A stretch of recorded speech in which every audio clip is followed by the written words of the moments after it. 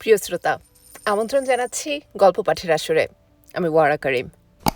শুরু করতে যাচ্ছি সত্যজিৎ রায়ের প্রফেসর শঙ্কু সিরিজ থেকে প্রফেসর শঙ্কু ও খোকা। সঙ্গে থাকুন। অনেক ধন্যবাদ। 7 সেপ্টেম্বর। আজ এক মজার ব্যাপার হলো। আমি কাল সকালে আমার ল্যাবরেটরিতে কাজ করছি। এমন সময় চাকর প্রহ্লাদ এসে খবর দিল যে একটি লোক আমার সঙ্গে দেখা করতে এসেছে। কে লোক জিজ্ঞেস করতে প্রহ্লাদ মাথা চুলকে বলল, আগে সে তো নাম বলেনি বাবু, তবে আপনার কাছে সচরাচর যেমন লোক আসে ঠিক তেমনটি নয়। আমি বললাম, দেখা না করলেই নয়, বড় ব্যস্ত আছি যে। প্রহ্লাদ বলল, আগে বলতেছেন বিশেষ জরুরি দরকার, না দেখা করে যাইতে চান না। কি আর করি, কাজ বন্ধ করে যেতেই হলো।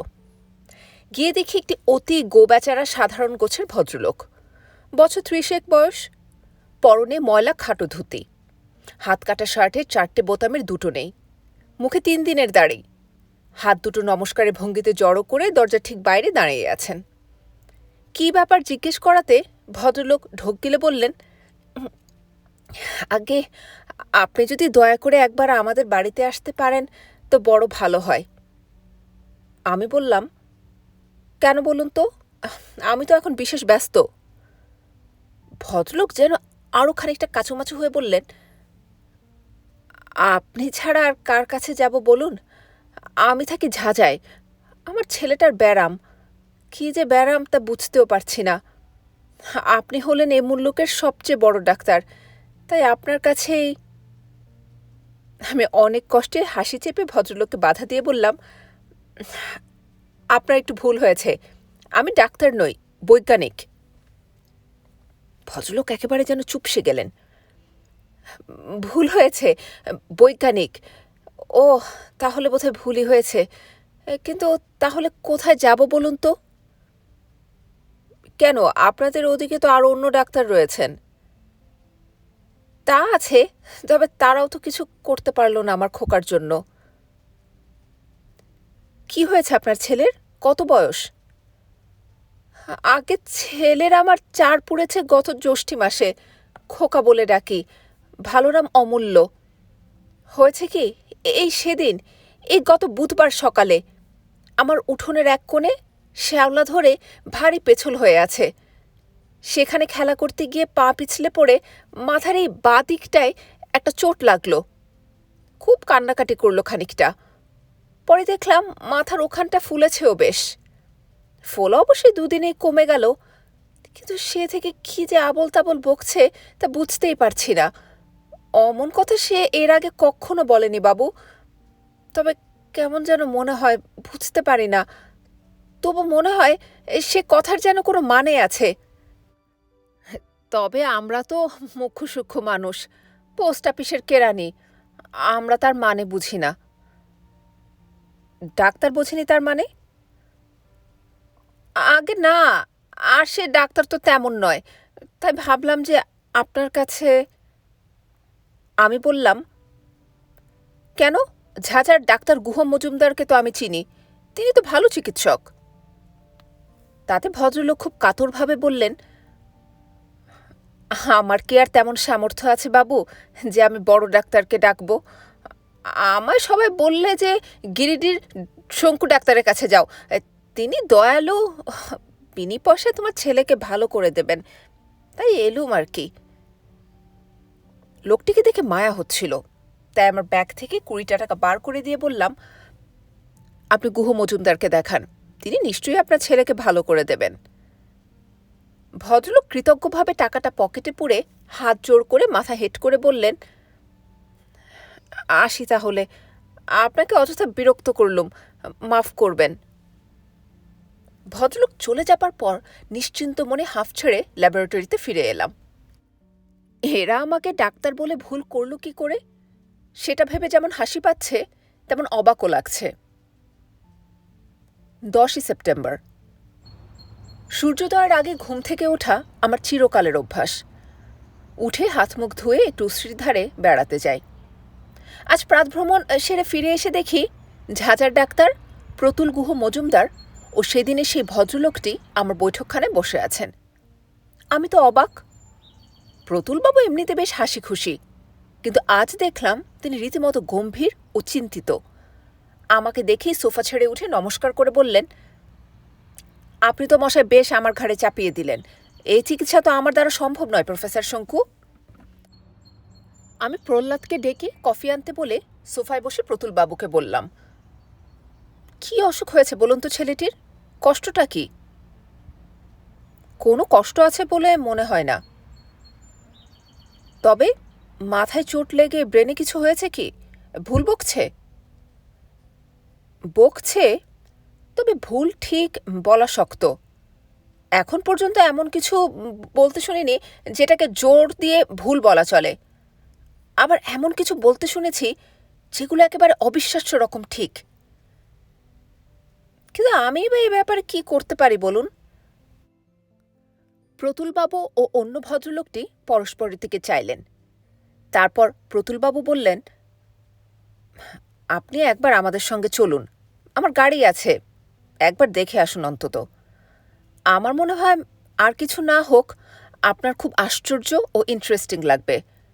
সত্যি বলতে কি, কেউ যদি এর একটা কিনারা করতে পারে তবে সেটা আপনিই পারবেন। খুব একটা জরুরি কারণ না থাকলে প্রতুলবাবু আমাকে এমন অনুরোধ করতেন না, সেটা জানি। কাজে শেষ পর্যন্ত তাদের সঙ্গ নিতেই হলো। ফিয়াট গাড়িতে করে গিরিডি থেকে ঝাঁঝা পৌঁছতে লাগলো 2 ঘন্টা। পথে আসতে আসতে জেনেছিলাম অন্য ভদ্রলোকটির নাম দয়ারাম বোস। 7 বছর হলো ঝাঁঝার পোস্ট অফিসে চাকরি করছেন। বাড়িতে স্ত্রী আছেন আর ওই একটি মাত্র ছেলে অমূল্য ওরফে খোকা। বাড়িটাও দেখলাম ভদ্রলোকের চেহারার সঙ্গে মানানসই। খোলার ছাদওয়ালা একতলা বাড়ি, 2টি মাত্র ঘর, আর একটা 8 হাত বাই 10 হাত উঠোন, যে উঠোনে খোকা পিছলে পড়েছিল। পূব দিকে ঘরের একটা ছোট্ট খাটের উপর বালিশে মাথা দিয়ে খোকা শুয়ে আছে। রোগা শরীর, মাথাটা আর চোখ দুটো বড়, চুলগুলো ছোট ছোট করে ছাঁটা। আমাকে ঘরে ঢুকতে দেখেই খোকা বলল, স্বাগতম। আমি একটু হেসে বললাম, তুমি সংস্কৃতে অভ্যর্থনা জানাতে শিখলে কি করে? আমার প্রশ্নের কোনো উত্তর না দিয়ে খোকা কিছুক্ষণ আমার দিকে চেয়ে থেকে বলল, 6 and 7.25। পরিষ্কার ইংরেজিতে উচ্চারণ, কিন্তু এই প্রশ্নের মানে কি? আমি দয়ারাম বাবুর দিকে চেয়ে বললাম, এসব কথা ও শিখল কোত্থেকে? দয়ারামের বদলে প্রতুলবাবু ফিসফিস করে বললেন, যা বুঝছি ও যে সমস্ত কথা সেদিন থেকে বলছে তা ওকে কেউ শেখায়নি, ও নিজে থেকেই বলছে। সেখানেই তো গণ্ডগোল। অথচ খাচ্ছে দাচ্ছে ঠিকই। ঘুমটা বোধহয় একটু কমেছে। আমরা যখন বেরিয়েছি 5টায়, তখনই ও উঠে গিয়ে কথা বলতে শুরু করেছে। আমি বললাম, সকালে কি বলছিল? এ প্রশ্নের উত্তর খোকা নিজেই দিল। সে বলল, কর্ভাস স্প্লেন্ডেন পাসের ডোমেস্টিকাস। আমার পিছনে একটা চেয়ার ছিল, আমি সেটায় ধপ করে বসে পড়লাম। এই যে আমাদের অতি পরিচিত সব পাখির ল্যাটিন নামগুলো বলছে। ভোরে ঘুম থেকে উঠে যেসব পাখিকে প্রথম ডাকতে শুনি সেগুলোরই ল্যাটিন নাম হলো এই দুটো। কর্ভাস স্প্লেন্ডেন হলো কাক, আর পাসের ডোমেস্টিকাস হলো চড়াই। এবার আমি খোকাকে জিজ্ঞেস করলাম, তোমাকে এসব নামগুলো কে শেখালো বলতে পারো? কোনো উত্তর নেই। সে এক দৃষ্টে একটা দেয়ালের টিকটিকির দিকে চেয়ে রয়েছে। এবার বললাম, একটুক্ষণ আগে আমাকে দেখে যে কথাটা বললে সেটা কি? 6 and 7.25। তা তো বুঝলাম, কিন্তু সেটার কথা শেষ করলাম না, কারণ আমার হঠাৎ খেয়াল হলো আমার চশমার দুটো লেন্সের পাওয়ার হলো -6 ও 7.25। এমন আশ্চর্য অভিজ্ঞতা আমার জীবনে কখনো হয়েছে বলে মনে পড়ে না। এবার বিছানার দিকে একটু এগিয়ে গিয়ে খোকার উপর একটু ঝুঁকে পড়ে প্রতুলবাবুকে জিজ্ঞেস করলাম, ব্যথাটা মাথার ঠিক কোনখানটায় লেগেছিল বলুন তো? প্রতুল ডাক্তারের মুখ খোলার আগেই খোকা জবাব দিল, অস্টেম্পোরালে। না, একেবারে অবিশ্বাস্য, অভাবনীয় ব্যাপার। মার্থার হাড়ের ডাক্তারি নাম জেনেও ফেলেছে এই 4.5 বছরের ছেলে। আমি ঠিক করলাম খোকাকে আমার বাড়িতে এনে কয়েকদিন রাখব, তাকে পর্যবেক্ষণ করব, পরীক্ষা করব। মানুষের ব্রেন সম্বন্ধে অনেক কিছু স্টাডি করা হয়তো এ থেকে সম্ভব হবে। বৈজ্ঞানিক হিসাবে আমার হয়তো অনেক উপকারও হবে। দয়ারম ও প্রতুলবাবু দুজনে আমার কথায় রাজি হয়ে গেলেন। খোকার মা কেবল বললেন, আপনি ওকে নিয়ে যেতে চান তো নিয়ে যান, কিন্তু দয়া করে ঠিক যেমনটি ছিল তেমনটি করে আমাদের কাছে ফেরত দিয়ে যাবেন। 4 বছরের ছেলের 4 বছরের বুদ্ধিই ভালো। ও যা বলছে আজকাল, সে তো আর আমাদের সঙ্গে নয়, সে ওর নিজের সঙ্গে। আমি ওর কথা বুঝিই না। ছেলে যেন আর আমাদের ছেলেই নেই। এতে মনে বড় কষ্ট পায় ডাক্তারবাবু। আমার ওই একমাত্র ছেলে, তাই আমাদের কথাটাও একটু ভেবে দেখবেন। এই রোগের ওষুধ আমারও জানা নেই, তবে আমার মতো বৈজ্ঞানিকের পক্ষে মাথা খাটিয়ে চেষ্টা করলে এর একটা চিকিৎসা বার করা সম্ভব নয়। সেটাই বা ভাবি কি করে? তবে মুশকিল হয়েছে কি, খোকার যে জিনিসটা হয়েছে সেটা কি ব্যারাম বলা চলে কিনা সেখানেই সন্দেহ। তবু বুঝতে পারি ছেলে বেশি বদলে গেলে বাপ মায়ের কখনো ভালো লাগে না, বিশেষ করে রাতারাতি বদলালে তো কথাই নেই। ঝাঁঝা ছাড়লাম প্রায় দুপুর 11:30টায়। প্রতুলবাবুই পৌঁছে দিলেন। পথে 27 মাইলের মাথায় গাড়িটা হঠাৎ একটু বিগড়ে থেমে গিয়েছিল। তাতে খোকা শুধু একবার বলে, স্পার্কিং প্লাগ। বনেট খুলে দেখা যায় স্পার্কিং প্লাগেই গন্ডগোলটা হচ্ছে, এবং সেটা ঠিক করাতেই গাড়িটা চলে। এছাড়া আর কোনো ঘটনা ঘটেনি, বা খোকাও কোনো কথা বলেনি। কাল থেকে খোকা আমার এখানেই আছে। আমার দোতলার দক্ষিণ দিকের ঘরটায় ওকে রেখেছি। দিব্যি নিশ্চিন্তে আছে। বাড়ির কথা বা মা বাবার কথা একবার উচ্চারণ করেনি। আমার বেড়ালের নাম নিউটন শুনে খোকা খালি বলল, গ্র্যাভিটি। বুঝলাম স্যার আইজ্যাক নিউটন যে মাধ্যাকর্ষণ শক্তি আবিষ্কার করেছিলেন সেটাও খোকা কি করে জানি জেনে ফেলেছে। বেশিরভাগ সময় খোকা চুপচাপ খাটেই শুয়ে থাকে, আর কি জানি ভাবে। আমার চাকর প্রহ্লাদ তো ওকে পেয়ে ভারী খুশি। আমি যেটুকু সময় ঘরে থাকি না, সে সময়টুকু প্রহ্লাদ ওর কাছে থাকে। তবে খোকার সঙ্গে কোনো কথাবার্তা চলে না, এইটাতেই তার দুঃখ। আমার কাছে তাই নিয়ে আফসোস করাতে আমি বললাম, কিছুদিন এখানে থাকলে আশা করছি ক্রমশ স্বাভাবিক অবস্থায় ফিরে আসবে। কথাটা বলে অবশ্য মনে হলো যে সেটা সত্যি হবে কিনা আমার জানা নেই। খোকার মাথাটা যাতে একটু ঠান্ডা হয় তার জন্য 2টো নাগাদ ওকে একটা ঘুম পাড়ানো বড়ি দুধে গুলে খেতে দিয়েছিলাম। খোকা গেলাসটা হাতে নিয়ে বলল, সমনোলিন। অথচ দুধটা দেখে বা শুকে ওষুধের অস্তিত্ব টের পাবার কোনো উপায় নেই। এদিকে আমি তো মিথ্যে কথা বলতে পারি না। ধরা যখন পড়েই গিয়েছি তখন সেটা স্বীকার করেই বললাম, তোমার ঘুমোলে ভালো হবে, ওটা খেয়ে নাও। খোকা শান্ত স্বরে বলল, না, ওষুধ দিও না, ভুল করো না। আমি বললাম, তুমি কি করে জানলে আমি ভুল করেছি? তোমার কি হয়েছে তুমি জানো? খোকা চুপ করে জানালার বাইরে চেয়ে রইল। আমি আবার বললাম, তোমার কি কোনো অসুখ করেছে? সে অসুখের নাম তুমি জানো? খোকা কোনো কথা বলল না। এ প্রশ্নের উত্তর কোনোদিন তার কাছে পাওয়া যাবে কি না জানি না। দেখি বইপত্র ঘেঁটে যদি একটা কুল কিনারা করতে পারি। আজ সকাল থেকে খোকার কথা ও জ্ঞানের পরিধি অসম্ভব বেড়ে গেছে। কাল সারাদিন নানান ডাক্তারি ও বৈজ্ঞানিক বই ঘেঁটেও খোকার এই অদ্ভুত ব্যারাম সম্পর্কে কিছুই জানতে পারিনি। দুপুরবেলা আমার দোতলার স্টাডিতে বসে জুলিয়াস রেডেলের লেখা মস্তিষ্কের ব্যারামের উপর বিরাট মোটা বইটা এক মনে পড়ছি। এমন সময় হঠাৎ খোকার গলা কানে এলো, ওতে পাবে না। আমি অবাক হয়ে মুখ তুলে দেখি সে কখন জানি তার ঘর থেকে উঠে চলে এসেছে। এর আগে এখানে এসে অবধি সে তার নিজের ঘরের বাইরে কোথাও যায়নি, বা যাবার ইচ্ছাও প্রকাশ করেনি। আমি বইটা বন্ধ করে দিলাম। খোকার কথার মধ্যে এমন একটা স্থির বিশ্বাসের সুর যে সেটা অগ্রাহ্য করার কোনো উপায় নেই। একজন ৬০ বছর বয়সের বুদ্ধিমান বুড়ো যদি আমায় এসে গম্ভীরভাবে বলতো রেডেলের বইয়ে কোনো একটা জিনিস নেই, আমি হয়তো তার কথা পুরোপুরি বিশ্বাস নাও করতে পারতাম। কিন্তু ৪.৫ বছরের খোকার কথায় আমার হাতের বইটা যেন আপনা থেকেই বন্ধ হয়ে গেল। খোকা কিছুক্ষণ ঘরে পায়চারি করে জানালার কাছে গিয়ে দাঁড়ালো। তারপর হঠাৎ আমার দিকে ঘুরে পড়ল, টিরানিয়াম ফসফেট। আশ্চর্য! একতলায় আমার ল্যাবরেটরিতে রাখা আমার তৈরি নতুন অ্যাসিডের নাম খোকা জানল কি করে? আমি বললাম, ভারী কড়া অ্যাসিড। খোকার মুখে যেন এই প্রথম একটু হাসির আভাস দেখলাম। সে বলল, ল্যাবরেটরি দেখব। এই সেরেছে। ওকে ল্যাবরেটরিতে নিয়ে যাবার মোটেই নেই আমার ইচ্ছে কোনো।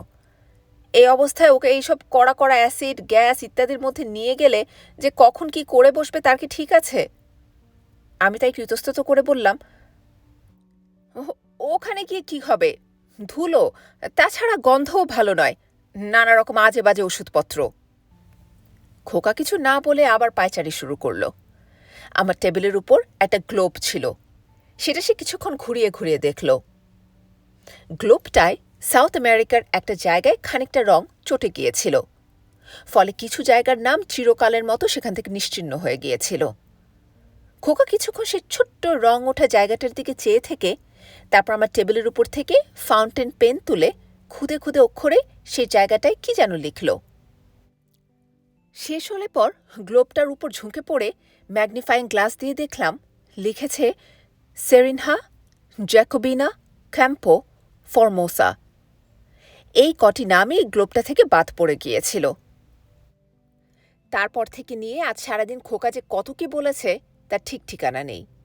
আইনস্টাইনের ইকুয়েশন, আমার নিজের পোলার রিপ্লেন্স থিওরি, চাঁদে কোন উপত্যকা সবচেয়ে বড়, কোন পাহাড় সবচেয়ে উঁচু, বুধ গ্রহের আবহাওয়ায় কেন এত কার্বন ডাইঅক্সাইড, এমনকি আমার ঘরের বাতাসে কি কি জীবাণু ঘুরে বেড়াচ্ছে, এ সবই খোকা আউড়ে গেছে। এর ফাঁকে একটা আস্ত মাদ্রাজি গান গেয়েছে ও হ্যামলেট থেকে to be or not to be আবৃত্তি করেছে। বিকেল ৪টে নাগাদ আমি আমার ঘরে বসে কাজ করছিলাম। প্রহ্লাদ খোকার কাছে বসে থাকতে থাকতে কখন ঘুমিয়ে পড়েছে, আর সেই ফাঁকে খোকা তরতর করে সিঁড়ি দিয়ে নেমে একতলায় চলে গেছে। কিছুক্ষণ পর প্রহ্লাদ ঘুম থেকে উঠে ওকে দেখতে না পেয়ে আমার কাছে এসেছে। তারপর আমরা দুজনে নিচে গিয়ে দেখি সে আমার ল্যাবরেটরির তালা দেওয়া দরজাটা ফাঁক করে ভিতরে উকি দিয়ে দেখছে। আমি অবশ্যই তাকে ধমক টমক কিছুই দিলাম না, কেবল ওর হাতটা ধরে বললাম, চলো আমরা পাশের বৈঠকখানায় গিয়ে বসি। সে অমনি বাধ্য ছেলের মতো আমার সঙ্গে বৈঠকখানায় সোফায় গিয়ে বসল। আর ঠিক সেই সময় এসে পড়লেন আমার পড়শি অবিনাশবাবু। তার আবির্ভাবটা আমার কাছে খুব ভালো লাগলো না, কারণ অবিনাশবাবু ভারী গোপ্পে মানুষ। খোকাকে দেখে এবং তার কীর্তিকলাপ শুনে যদি আর ৫ জনের কাছে গল্প করেন তাহলে আর রক্ষে নেই। আমার বাড়িতে দেখতে দেখতে মেলা বসে যাবে এবং সেই মেলার প্রধান ও একমাত্র আকর্ষণ হবে খোকা। বলা বাহুল্য, খোকাকে চেয়ারে বসে থাকতে দেখে অবিনাশবাবুর চোখ কপালে উঠে গেল। বললেন, ইনি আবার কোত্থেকে আমদানি হলো? গিরিডি শহরে তো এনাকে দেখেছি বলে মনে পড়ছে না। আমি তাড়াতাড়ি বললাম, ও আমার কাছে এসে কিছুদিন রয়েছে, এক জ্ঞাতির ছেলে। অবিনাশবাবু বাচ্চাদের আদর করার মতো করে তার ডান হাতে তর্জনী দিয়ে খোকার গালে একটা টোকা মেরে বললেন, কি নাম তোমার খোকা? হ্যাঁ? খোকা কিছুক্ষণ গম্ভীরভাবে অবিনাশবাবুর মুখের দিকে চেয়ে বলল, অ্যাক্টোমরফিক সেরিব্রেটনিক। অবিনাশবাবু চমকে উঠে দুচোখ বড় বড় করে বললেন, ও বাবা, এ কোন দেশি নাম? ও অধ্যাপক মশাই। আমি একটু হেসে বললাম, ওটা ওর নাম নয় অবিনাশবাবু, ও যেটা বলল সেটা হচ্ছে আপনার বিশেষ আকৃতি ও প্রকৃতির বৈজ্ঞানিক বর্ণনা। ওর নাম আসলে অমূল্য কুমার বসু, ডাকনাম খোকা। বৈজ্ঞানিক নাম? অবিনাশবাবু দেখলাম বেশ অবাক হয়েছেন। আপনি আজকাল কচি খোকাদের ধরে ধরে ওইসব শেখাচ্ছেন নাকি? এ কথার উত্তরে হয়তো আমি চুপ করেই থাকতাম, কিন্তু আমার বদলে খোকাই মন্তব্য করে বসল, উনি আমাকে কিছুই শেখাননি। এই বলেই খোকা চুপ করে গেল। এরপরই অবিনাশবাবু কেমন যেন গম্ভীর হয়ে মিনিট পাঁচেকের মধ্যেই চা কফি কিছু না খেয়ে উঠে পড়লেন। যে এরকম ভাব নিয়ে গেলেন তাতে আমার ভয় হচ্ছে উনি খোকার খবরটা না রটিয়ে ছাড়বেন। তেমন উৎপাত আরম্ভ হলে বাড়িতে পুলিশ রাখবার বন্দোবস্ত করতে হবে। এখানকার ইন্সপেক্টর সামাদ্দারের সঙ্গে আমার যথেষ্ট খাতির রয়েছে। 15 সেপ্টেম্বর। খোকার বিচিত্র কাহিনীর যে এইভাবে পরিসমাপ্তি ঘটবে তা ভাবতেই পারিনি। গত দুদিন এক মুহূর্ত ডায়েরি লেখার ফুরসত পাইনি। কি ঝক্কি যে গেছে আমার উপর দিয়ে সেটা একমাত্র আমিই জানি। কারণটা অবশ্যই যা ভয় পেয়েছিলাম তাই। সেদিন অবিনাশবাবু আমার বাড়ি থেকে বেরিয়ে নিজের বাড়িতে ফেরার আগে পাড়ায় পাড়ায় ঘুরে খোকার কীর্তির বর্ণনা দেন। সেদিন সন্ধ্যা থেকে লোকজন উঁকিঝুঁকি দিতে শুরু করে। খোকাকে আমি তার দোতলার ঘরেই রেখেছিলাম এবং সে ঘুমোচ্ছে এই বলে লোক তাড়ানোর মতলব করেছিলাম। কিন্তু সারাক্ষণ ঘুমোচ্ছে এই কথা তো লোকে বিশ্বাস করবে না। রাত 8টা নাগাদ যখন আমার নিচের বৈঠকখানায় রীতিমতো ভিড় জমে গেছে আর লোকেরা শাসাচ্ছে যে খোকাকে না দেখে সেখান থেকে তারা নড়বে না, তখন বাধ্য হয়ে খোকাকে নিয়ে আসতে হলো। আর অমনি সকলে তার উপর হুমড়ি খেয়ে পড়ে আর কি অবস্থা। আমি যথাসম্ভব দৃঢ়ভাবে বললাম, দেখুন, মাত্র 4.5 বছরের ছেলে।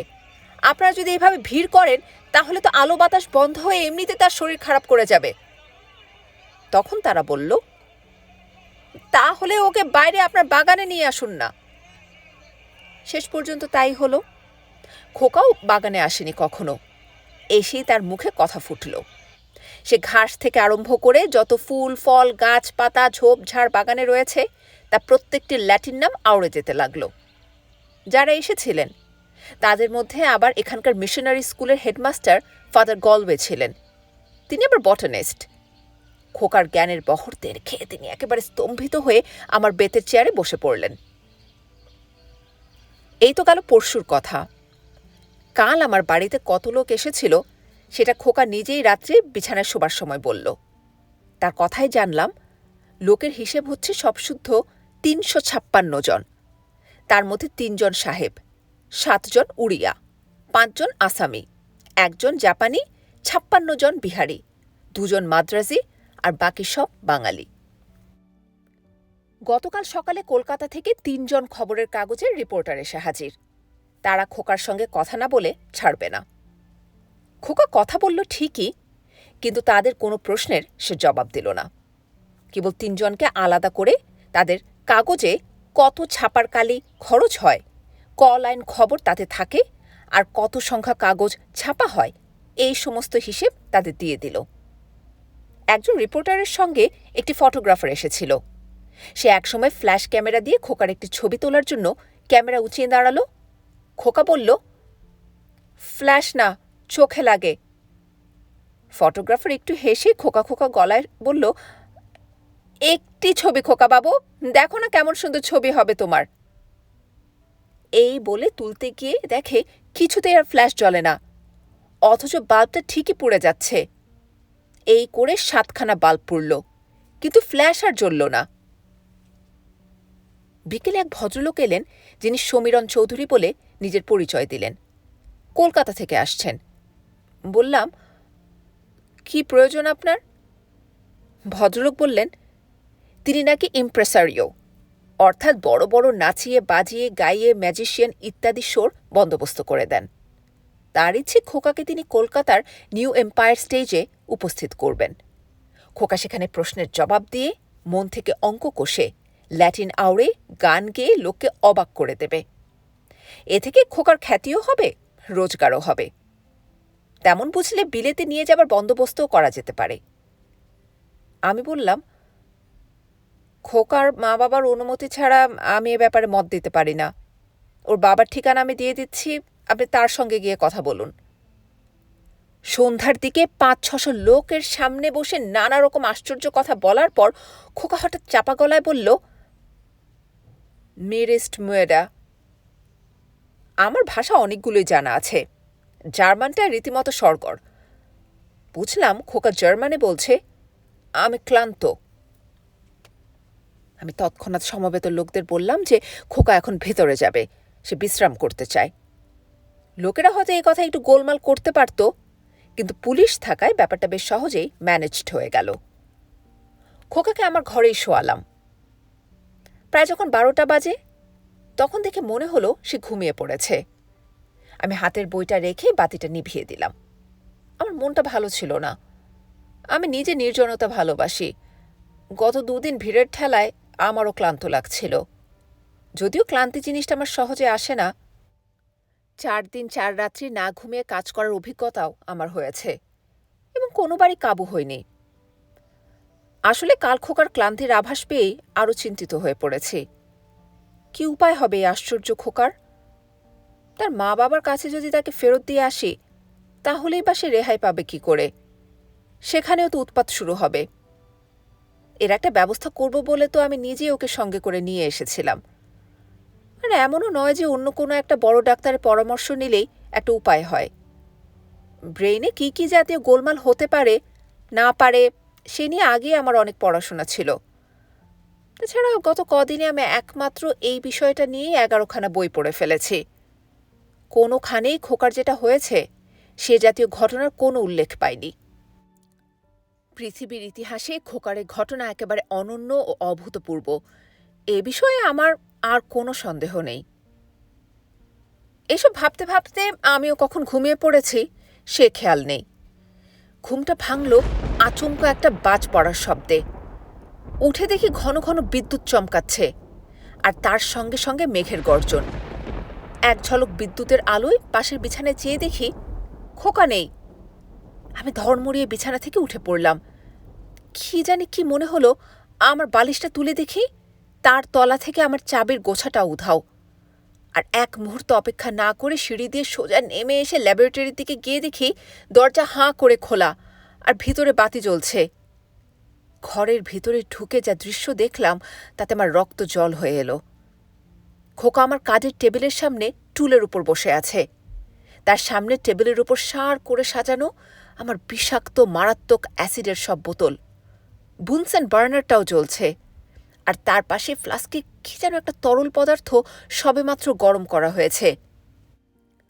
খোকার হাতে এখন টিরানিয়াম ফসফেটের বোতল। সে কাত করে তার থেকে কয়েক ফোঁটা অ্যাসিড সে ফ্লাস্কটার মধ্যে ঢেলে দিতেই তার থেকে ভকভক করে হলদে রঙের ধোঁয়া বেরোলো। সঙ্গে সঙ্গে ঘর ভরে গেল একটা তীব্র ঝাঁঝালো গন্ধে, যাতে আমার প্রায় চোখে জল এসে গেল। এবার আমি ঘরে ঢুকেছি বুঝতে পেরে খোকা আমার দিকে ফিরে চাইল। অ্যানা হেলেন কোথায়?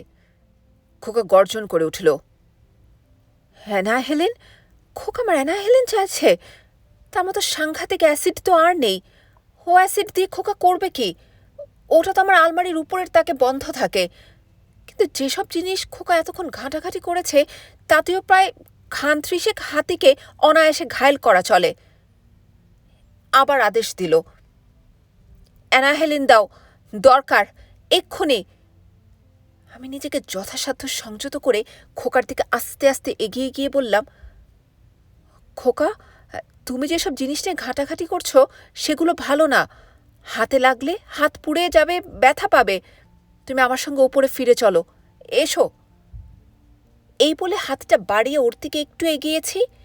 এমন সময় খোকা হঠাৎ টিরানিয়াম ফসফেটের বোতলটা হাতে নিয়ে এমনভাবে সেটাকে তুলে ধরল যে আরেক পা যদি এগোই তাহলেই সে যেন আমার দিকে সেটা ছুঁড়ে মারবে। আর তাহলেই মৃত্যু না হলেও আমি যে চিরকালের মতো পুড়ে পঙ্গু হয়ে যাব সে বিষয়ে কোনো সন্দেহ নেই। খোকা অ্যাসিডের বোতলটা আমার দিকে তাক করে দাঁতে দাঁত চেপে আবার বলল, অ্যানা হেলেন দাও, ভালো চাও তো দাও। এ অবস্থা থেকে আর বেরোনোর কোনো উপায় নেই দেখে এবং এত অ্যাসিড হ্যান্ডেল করেও খোকা জখম হয়নি দেখে একটা ভরসা পেয়ে আমি আলমারিটা খুলে একেবারে ওপরের তাকের পিছন থেকে অ্যানা হেলেনের বোতলটা বার করে খোকার সামনে রেখে মনে মনে ইষ্টনাম জপ করতে লাগলাম। অবাক হয়ে দেখলাম যে অ্যাসিডের বোতলটা খুলে তার থেকে অত্যন্ত সাবধানে ঠিক 3 ফোঁটা অ্যাসিড খোকা তার সামনে ফ্লাস্কটায় ঢালল। তারপর আমি কিছু করতে পারবার আগে অবাক হয়ে দেখলাম যে খোকা তার নিজের তৈরি সবুজ রঙের মিক্সচার ঢকঢক করে 4 ঢোকে গিলে ফেলল, আর পর মুহূর্তে তার শরীরটা টেবিলের উপর কাত হয়ে এলিয়ে পড়ল। আমি দৌড়ে এগিয়ে গিয়ে খোকাকে কোলে তুলে নিয়ে একেবারে সোজা দোতলায় তার খাটে নিয়ে গিয়ে ফেললাম। তার নাড়ি আর বুক পরীক্ষা করে দেখলাম, কোনো গোলমাল নেই, ঠিক চলছে সব। নিঃশ্বাস প্রশ্বাসও ঠিক চলছে। মুখের ভাবে কোনো পরিবর্তন নেই, বরং বেশ শান্ত বলেই মনে হচ্ছে।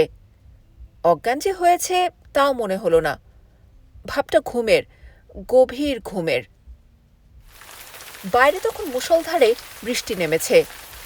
আমিও চুপ করে খোকার খাটের পাশে বসে রইলাম। ঘণ্টাখানেক বাদে বৃষ্টি থেমে মেঘ কেটে যেতে দেখলাম ভোর হয়ে গেছে। কাক চড়ুই ডাকতে শুরু করেছে। ঠিক 6:05 সময় খোকা একটু এপাশ ওপাশ করে চোখ মেলে চাইল। তার চাহনিতে কেমন একটা নতুন ভাব। একটুক্ষণ এদিক ওদিক দেখে একটু কাঁদো কাঁদো ভাব করে খোকা বলল, মা কোথায়, মার কাছে যাব। আধ ঘন্টা হলো খোকাকে ঝাঁঝায় তার বাড়িতে পৌঁছে দিয়ে এসেছি। ঝাঁঝা যাবার পথে গাড়িতেই খোকার সঙ্গে ভারী ভাব হয়ে গিয়েছিল। যখন চলে আসছি তখন সে তার দরজার সামনে দাঁড়িয়ে আমার দিকে হাত নাড়িয়ে বলল, আমায় লজেন্স জুস এনে দেবে দাদু, লজেন্স জুস। আমি বললাম, নিশ্চয়ই দেব, কালই আবার গিরিডি থেকে এসে তোমায় লজেন্স জুস দিয়ে যাব।